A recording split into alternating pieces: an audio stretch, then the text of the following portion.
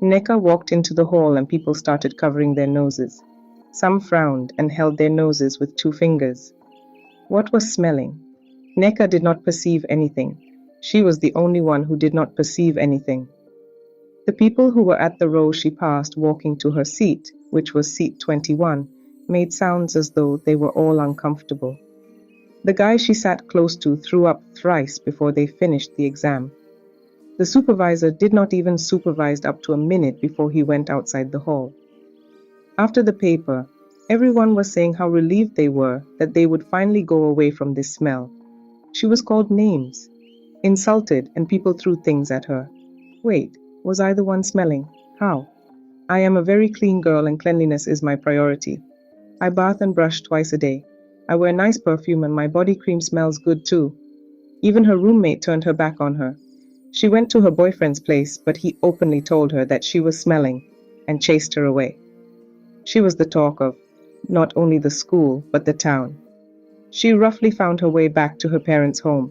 She was cursed in the traveling bus for making their stomachs turn, and she could not say anything. She was filled with shame. When Neca got home, her siblings could not hug her like they used to, and the question her mother asked her as she covered her nose was, "Neca, who did this to you?" Neca's mother could not wait for her father to come back from his workplace, she called him. And that evening, Neca was taken to a seer who was also a witch doctor. That was when she felt the most disgrace.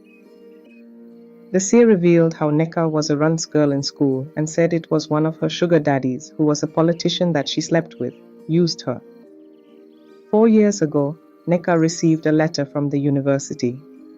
She had been admitted to study her dream course, and she was excited to start her new journey. Neca went to do some registration. She filled out forms, and there were other new students just like her. After the registration, Neca proceeded to pay for a hostel room when someone tapped her from behind. "Hello," a gentle voice said. Neca turned around and saw a girl with a warm smile. "Hi," Neca replied. "My name is Alice," the girl said. "I saw you looking a bit lost, so I thought I'd introduce myself. I'm also a new student here." Neca was grateful for the friendly face. "I'm Neca," she said. "Nice to meet you, Alice." Alice and Neca started chatting and realized they had a lot in common. They both loved books and hiking. Alice offered to help Neca find her way around the campus. As they walked together, Neca felt happy to have met Alice. She was glad she wasn't alone on her first day in the university. And who knows, maybe Alice would become a great friend. As they walked towards the hostel management, Alice turned to Neca and said, "Hey, I'm looking for a roommate to share a room with. The room is a self-contained with both kitchen, toilet, and bathroom. Would you be interested?" Neca thought for a moment. She had been planning to stay alone, but sharing a room with Alice seemed like a great idea. "That sounds perfect," she exclaimed. "I was just about to pay for a hostel room, but sharing with you would be much more fun." Alice smiled. "Awesome! We can split the rent and utilities. It'll be much cheaper and more enjoyable with a friend." Neca agreed, and they quickly finalized the plans. Alice turned to Neca and said, "I'm so glad we met. This is going to be an amazing adventure together." Neca smiled, feeling grateful for the unexpected turn of events. "Me too, Alice. Me too." And with that, Neca and Alice became roommates. Neca and Alice settled into their new room, excited to start their university journey together. At first, everything seemed perfect. They would study together, cook meals, and share stories.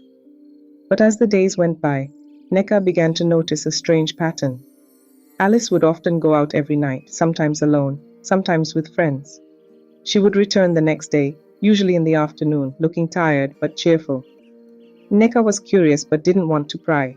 She assumed Alice was just enjoying the university social scene, making new friends and having fun. However, as the weeks passed, Neca started to feel concerned. Alice's nocturnal adventures became more frequent. One night, as Alice was getting ready to go out again, Neca decided to speak up. "Alice, can I talk to you for a minute?" she asked. Alice looked at her. "What's up, Neca?" Neca took a deep breath. "I've noticed you've been going out a lot lately and I'm worried about you. Are you okay? Are you getting into something you shouldn't be?" Alice's expression changed. I'm actually living my best life and enjoying money, and what you should be asking is to join me, Neca. I don't understand, Alice. Join you on what exactly? Alice hurriedly took her back and left. Alice would often return from her nights out with expensive new clothes, shoes, and accessories. She would flaunt her latest purchases, showing off designer labels and bragging about her lavish spending. Neca was shocked by Alice's extravagant lifestyle, especially since she knew they were both students living on a tight budget.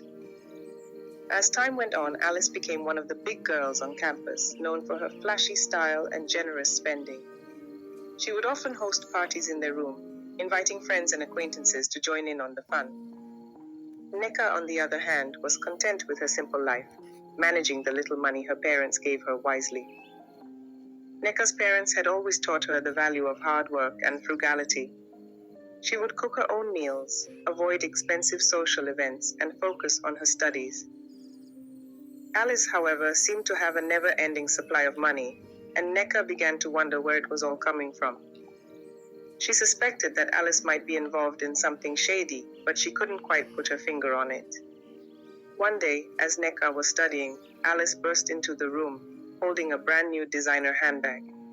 "Look what I just got, Neca, isn't it gorgeous?" she exclaimed. Neca was taken aback. "Alice, how can you afford all this? You're a student, just like me." Alice just laughed. "Oh, Neca, you're so naive. Let's just say I have my ways." Neca's curiosity was piqued, and she began to notice Alice would receive mysterious phone calls, and sometimes men would come to the room, leaving envelopes full of cash. Then, one Sunday evening, Alice opened up to Neca what she does to make money. She sleeps with big men and politicians for money. She told Neca to also join her and make good money for herself. "No, Alice, I can't do that. I wish you well, but I won't be able to live such life." Alice continued to persuade Neca by showcasing the glamorous side of doing runs, emphasizing the luxurious lifestyle they could both enjoy. She painted a vivid picture of designer outfits, exclusive events, and exotic vacations, all made possible through their connections and influence. Alice cleverly appealed to Neca's desire for status and recognition, subtly hinting that without participating in runs, she might be missing out on opportunities to elevate her social standing. Slowly but surely, Neca began to see the appeal and agreed to give it a try, intrigued by the promise of a more glamorous existence. Neca began following Alice to parties, enticed by the glamour and excitement. Alice, ever the social butterfly, effortlessly connected Neca with affluent men, sparking a newfound world of luxury and opportunity for her. As their friendship deepened, so did Neca's dependence on Alice's network and guidance in navigating this exclusive social sphere. Neca's boyfriend, Chuka, a medical student, would often visit her in her room. One day, as he was admiring her new dress, he asked, "Neca, how do you afford all these expensive things? I know your family isn't wealthy." Neca felt uncomfortable, knowing that Alice's influence was starting to show. "Oh, Chuka, it's just a few gifts from my rich aunt," she replied, trying to downplay it. But Chuka was persistent. "Neca, I know you too well. You're not the type to flaunt wealth. What's going on?" Just then, Alice walked into the room, overhearing the conversation. "Hey, Chuka, don't be so nosy, okay? How many clothes have you bought for her? She has already told you how she got the clothes, so what else do you want to know?" Chuka looked unconvinced, but he dropped the subject. Neca felt a pang of guilt, knowing she wasn't being entirely truthful with her boyfriend. Alice, sensing Neca's discomfort, pulled her aside later. "Hey girl, don't worry about Chuka. He's just jealous because you're looking posh and he's still wearing the same old sneakers."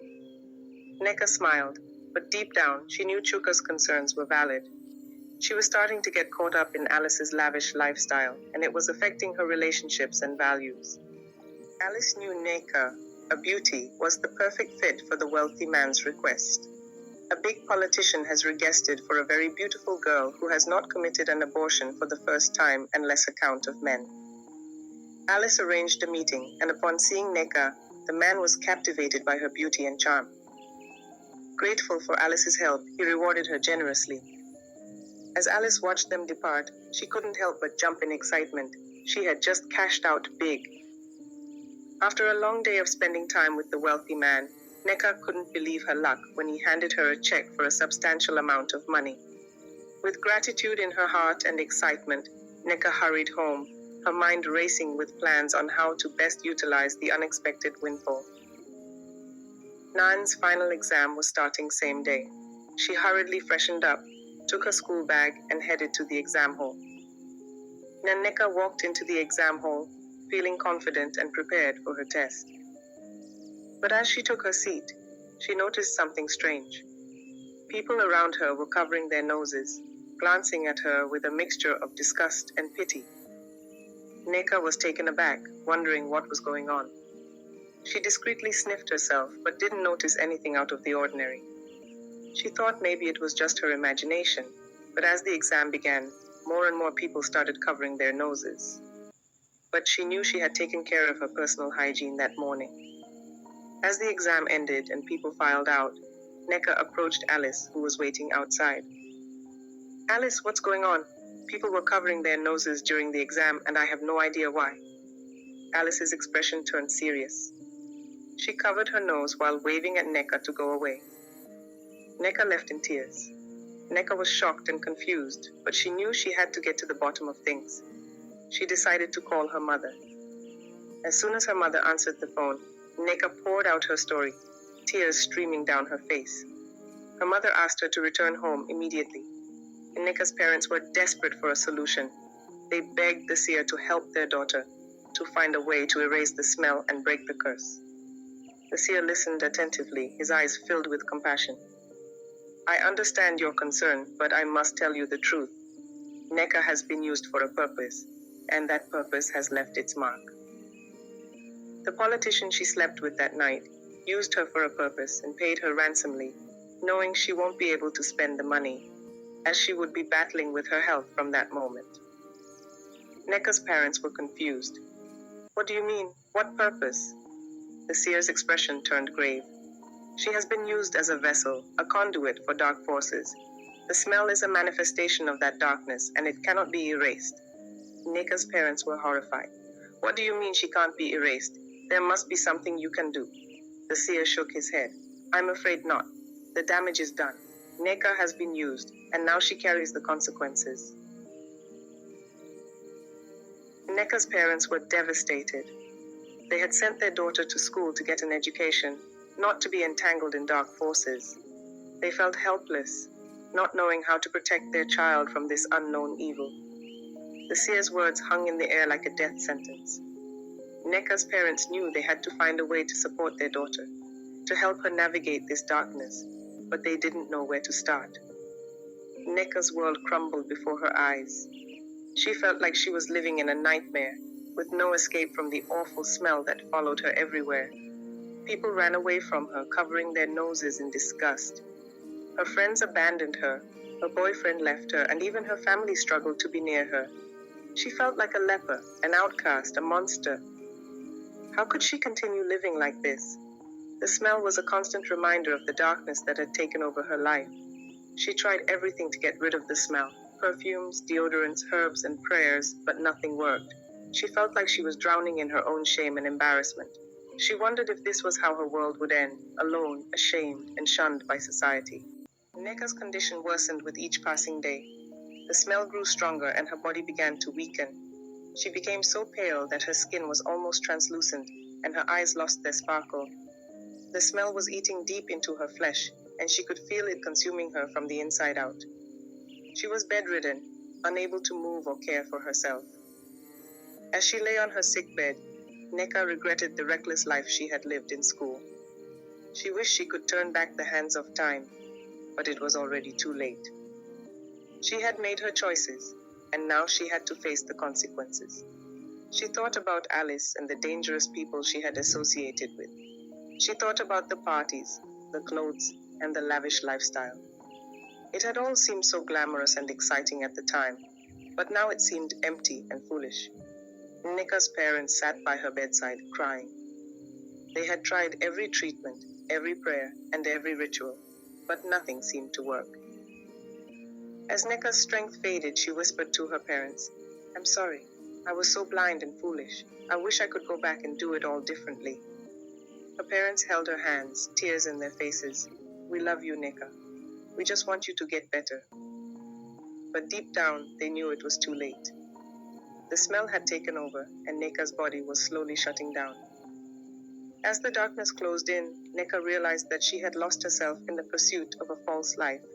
She had traded her dignity, her relationships, and her health for a fleeting dream. And now it was too late to turn back the hands of time. And so Ine gave up the ghost. Alice was washing clothes outside, enjoying the warm sunshine and fresh air. She had filled a bucket with dirty water and was heading to the hostel backyard to pour it out. As she approached the backyard, she saw Neca standing close to the hostel wall and shedding tears. Alice, unaware of the tragedy, thought she was seeing Neca alive. As Alice approached, Neca's spirit looked up, its eyes blazing with a fierce intensity. Alice was taken aback, but she didn't sense anything out of the ordinary. She thought Neca was just hurt and angry. "Neca, what's wrong?" Alice asked, but Neca didn't respond. It just kept crying, her anger and frustration palpable. Alice began to feel a chill run down her spine. Something didn't feel right, but she couldn't quite put her finger on it. Little did she know she was face to face with a restless spirit, consumed by rage and sorrow. Alice, still unaware of the truth, tried to apologize to Neca, thinking that her friend was upset because of their earlier encounter. "Neca, I'm so sorry for chasing you away earlier. I didn't mean to hurt your feelings. Please forgive me," Alice said, trying to comfort her. But Neca's spirit didn't respond. It just kept crying, its anger and pain intensifying. "Neca, please talk to me. What's wrong?" Alice pleaded, starting to feel a sense of dread. Alice's mind raced with fear and confusion. What was happening? Why wouldn't Neca respond? And why was she covered in tears? As she looked into Neca's eyes, she saw a deep-seated anger and hurt that made her blood run cold. And in that moment, Alice realized that something was terribly wrong. Alice screamed and turned to run, but her feet felt heavy, as if rooted to the spot. Alice tried to push back. She finally broke free and ran as fast as she could, not looking back. She dashed through the hostel corridors, her screams echoing off the walls. Students poked their heads out of their rooms, confused and concerned. Alice didn't stop until she reached her room, where she slammed the door shut behind her and leaned against it, panting. She couldn't shake off the image of Neca's tears-filled eyes. As she caught her breath, she said to herself that something was terribly wrong.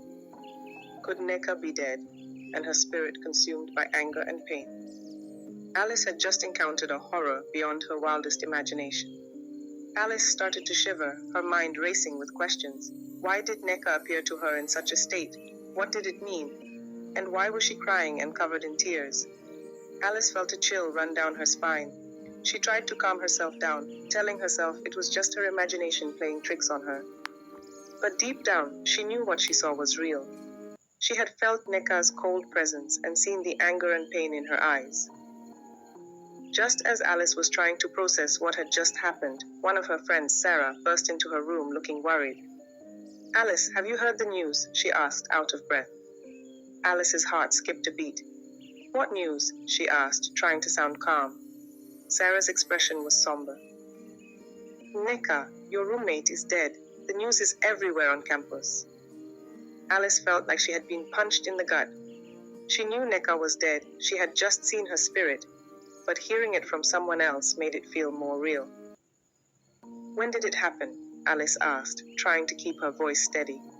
"Last night, apparently," Sarah replied. Alice felt a wave of grief. She had known Neca since their first year, and they had become very close. And now, she was gone. As Sarah tried to comfort her, Alice couldn't shake off the feeling that there was more to Neca's death than met the eye. Alice knew she had to find out what really happened to Neca. "Sarah, I need to tell you something," Alice said, her voice barely above a whisper. "I saw Neca's spirit earlier. She was crying and covered in tears. I think she's trying to tell me something." Sarah's expression changed from concern to shock. "What do you mean? What did she say?" She wasn't able to say anything. "I don't know why I have a feeling someone killed her." Alice's mind raced as she thought about the events leading up to Neca's death. She remembered introducing Neca to Mr. Alex.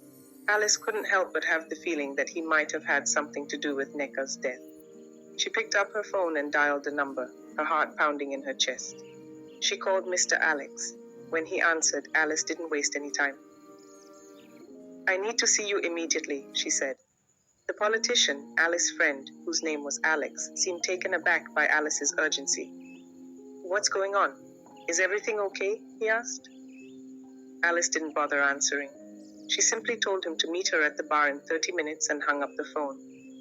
As she waited for Alex to arrive, Alice's mind raced with possibilities. Had Alex been involved in Neca's death? And if so, why? Alice's determination to uncover the truth only grew stronger with each passing minute. When Alex arrived, Alice could see the worry in her eyes. "What's going on, Alice? You feel so tensed," he said. Alice didn't mince words. "Neca is dead, Alex, and I think you might know something about it." Alex's expression didn't change at all. "What are you talking about? I had nothing to do with her death." Alice leaned in, her eyes locked on his. "I introduced you to Neca, Alex. She returned back the following morning smelling very bad, and now she's dead. You need to tell me the truth." Alex sighed and rubbed his temples. "Okay, fine, I'll tell you." Alice nodded, her heart racing with anticipation. What secrets would Alex reveal? And would they lead her closer to the truth behind Neca's tragic death? Alex's expression changed to a wicked grin. He let out a menacing laugh, sending chills down Alice's spine. "You're telling me as if you don't know how these things work," he said, his voice dripping with sarcasm. "Why did I pay you such an amount of money, Alice?" Alice's eyes widened in shock. "What are you talking about, Alex? What money?" Alex leaned in closer, his eyes glinting with malice. "Don't play dumb, Alice. You know exactly what I'm talking about. The money I paid you to introduce me to Neca. The money I paid you to make sure she hadn't committed any abortion before." Alice's mind raced as she tried to process what Alex was saying. She had introduced Neca to Alex, but she had no idea that he had paid her for Neca's life. A feeling of dread crept over her as she realized the extent of Alex's manipulation. You used me," Alice stammered. Alex shrugged. "You were willing to be used, Alice. And now, Neca is dead, and you're still trying to play hero?" Alice's anger surged, but she knew she had to keep calm if she wanted not to draw the attention of others. "What did you do to Neca, Alex?" she asked. Alex leaned back in his chair, a smirk still plastered on his face. "Let's just say Neca was a pawn in a much bigger game, and now she's no longer needed." Alice's eyes narrowed. She knew she had to get out of there, fast. She couldn't let Alex know that she had seen Neca's spirit, or that she was determined to bring him to justice. She stood up, her heart racing with fear. "I have to go," she said, her voice cold. As she turned to leave, Alex's laughter echoed behind her, sending chills down her spine. She knew she had to be careful. She was in deeper waters than she had ever imagined. Alice returned home, her mind reeling with the revelation. She had unknowingly played a part in Neca's death, and the weight of her guilt was crushing her. She collapsed onto her bed, tears streaming down her face as she sobbed bitterly. "Why did I do it?" she wailed, her body shaking with anguish. "I killed my friend, my roommate, for money unknowingly." As she cried, Neca's spirit appeared again, its presence filling the room with an eerie chill. Alice looked up, her eyes meeting Neca's sorrowful gaze. "Neca, I'm so sorry," Alice whispered, her voice barely audible. "I didn't know. I didn't mean to." Neca's spirit began to whisper, its voice a gentle breeze in Alice's ear. "You were blinded by greed, Alice, but it's not too late to make it right." "I will forgive you," it said, "but only if you do what I ask you to do." Alice nodded eagerly, desperate for forgiveness. "Anything, Neca, just tell me what to do." "Find a way to Alex's house," Neca's spirit instructed. "Then I will tell you what to do next." Alice's mind raced as she tried to think of a way to get to Alex's house. She didn't know where he lived, and even if she did, she wouldn't dare go there alone. But she knew she had to try. Her heart became heavy with remorse. She knew she had to find a way to bring Alex to justice, to make sure he paid for his crimes. As Neca's spirit vanished, Alice wiped her tears and made a vow to herself. She would uncover the truth, no matter the cost. She would fight for justice, for Neca's sake, and for her own redemption. Alice rose from her bed, ready to face the challenges ahead. She knew it wouldn't be easy, but she was willing to do whatever it took to make things right. She spent the rest of the day gathering information, asking around discreetly about Alex's whereabouts. Finally, she got a lead on his address. With a deep breath, Alice set out towards Alex's house, her heart pounding in her chest. She didn't know what Neca's spirit had planned, but she was determined to see it through. As she approached the house, a sense of trepidation washed over her. What would she find inside? And what would Neca's spirit ask her to do next? Alice steeled herself and knocked on the door. The wait felt like an eternity, but finally the door creaked open, revealing Alex's smirking face. "Well, well, well," he said, his eyes gleaming with wickedness. "Look what we have here. The little pawn who thinks she can take on the king." Alice stood tall, her eyes locked on his. "I'm not a pawn, Alex, and you know it. What do you want, Alice?" he sneered, trying to regain his composure. Alice smiled, a cold and calculated smile. "Neca's spirit will tell you what I want, and you will listen," she muttered in her heart. "Oh, Alex, I feel so scared at home. I tried getting you on phone, but your number was switched off. So I had to ask that your friend guy at the bar. The truth is, I feel so scared that Neca's spirit might hunt me. So I decided to come stay in your house tonight instead." Alex laughed so hard. "Why are you scared, Alice? I thought you are a strong-headed person. You are just a pawn, like I said." Alice stepped inside Alex's house, her eyes widening as she took in the opulent decorations and lavish furnishings. The living room was a masterpiece of luxury. She couldn't help but feel a sense of awe at the grandeur of the space. But as she looked around, Alice noticed something odd. The house was enormous, with room after room of empty, echoing spaces, and yet Alex seemed to be the only one living there. "Where is everyone?" Alice asked, her curiosity getting the better of her. "This house is huge, but it feels so empty." Alex chuckled, his eyes glinting with amusement. "I like my space, Alice, and I can afford to live alone in a place like this. I don't need anyone else." Alice raised an eyebrow, skeptical. "But don't you get lonely? Don't you ever wish for company?" Alex shrugged, his expression cold. "I have my work, my hobbies, and my interests. I don't need anyone else to keep me entertained." As they settled into the living room, Alice couldn't shake off the feeling that something was off. The house was too big, too empty, and too sinister. She glanced around, trying to take in every detail, but her eyes kept coming back to Alex, who was watching her with an unnerving intensity. Alex pointed at a room for Alice to pass the night. Alice barely closed her eyes for the night. Just when she felt a little sleepy, Neca appeared. She opened her eyes to find Neca's spirit standing beside her bed. "Alice, follow me," Neca's spirit whispered, its voice barely audible. Alice rubbed her eyes, wondering if she was dreaming, but Neca's spirit beckoned her again, its gaze urgent. She threw off her covers and followed Neca's spirit out of the room, into the dark and silent hallway. They moved swiftly, their footsteps quiet on the carpeted floor. As they passed Alex's room, Alice heard him snoring peacefully, and Neca's spirit led her to a door at the end of the house. The door creaked open, revealing a narrow stairway that descended into darkness.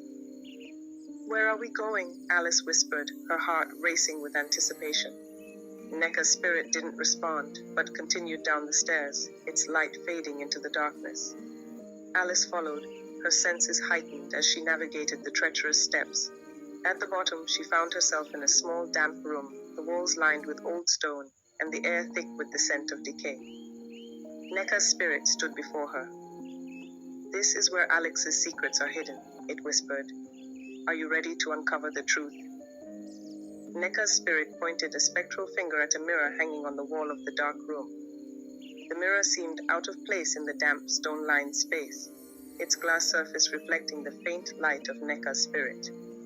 "Grab the mirror, Alice," Neca's spirit instructed. "Break it." Alice hesitated, unsure what to do, but Neca's spirit insisted. She approached the mirror, her heart pounding in her chest. As she reached out to grasp the frame, she felt a strange energy emanating from the glass. It seemed to be pulsing with a malevolent force, as if warning her away. But Neca's spirit urged her on, its presence filling her with a sense of determination. She gripped the frame firmly and pulled the mirror off the wall. As she held it aloft, the mirror's surface began to ripple and distort like water on a hot skillet. Alice felt a surge of fear, but Neca's spirit egged her on. "Break it," it commanded. With a cry of defiance, Alice hurled the mirror to the ground. The glass shattered into 1,000 pieces, releasing a burst of dark energy into the air. The room seemed to shudder, as if the very foundations of the house had been disturbed. Alice felt a chill run down her spine. Neca's spirit nodded in approval. The truth is revealed now. Alex's secrets are no longer hidden. Alex jumped from his bed, his heart racing, as he heard the loud sound of shattering glass. He rushed out of his room, his mind foggy with sleep, and sprinted towards the secret room. As he burst through the door, he saw Alice standing amidst the shattered remains of the mirror. Her eyes were wide with a mixture of fear and defiance. Alex's eyes widened in horror as he took in the scene. He stared at the broken mirror, his mind reeling with the implications. "What have you done?" he shouted, his voice echoing off the stone walls. "You fool! You've ruined me!" Alice took a step back, her eyes locked on Alex's furious face. Alex's gaze darted around the room, as if searching for something. "The entity," he hissed. "The one I've been keeping trapped. You've set it free."